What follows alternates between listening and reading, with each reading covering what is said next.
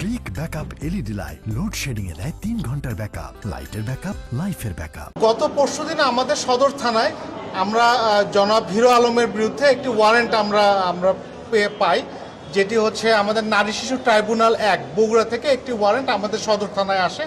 আমরা এই ওয়ারেন্টে আমাদের কাছে সদর থানায় আসে।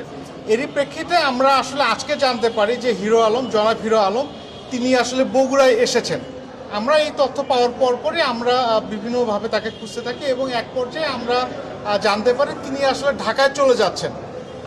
আমরা এই তথ্য পাওয়ার সঙ্গে সঙ্গে আমরা আসলে তাকে খুঁজতে থাকি। পরবর্তীতে আমরা তাকে মোবাইল তথ্য প্রযুক্তির সাহায্যে তার অবস্থান শনাক্ত করি এবং আমরা সদর থানার যে টিম, আমি নিজে সহ সদর থানার টিম সহ আমরা তাকে ধাওয়া করে আমরা শাহজাহানপুর থানার সামনে থেকে, অর্থাৎ ঢাকা বগুড়া হাইওয়ে, আমরা হাইওয়েতে ব্যারিকেড দিয়ে আমরা তার গাড়িটাকে আটক করি এবং তাকে গ্রেপ্তার করি। আর আমরা প্রাথমিকভাবে যেটুকু জেনেছি এই মামলাটি গত 1 বছর আগে এটি বগুড়ায় আদালতে এটি করা হয়েছিল। জনৈক মিথিলা সম্ভবত ওনার সহকর্মী, মিডিয়া সহকর্মী, তার বাসা সম্ভবত খুলনা, এটি আমরা প্রাথমিকভাবে জেনেছি। এই মামলাটি পিবিআই তদন্ত করে। পিবিআই তদন্তের প্রেক্ষিতে গত ইয়াতে আমাদের এখানে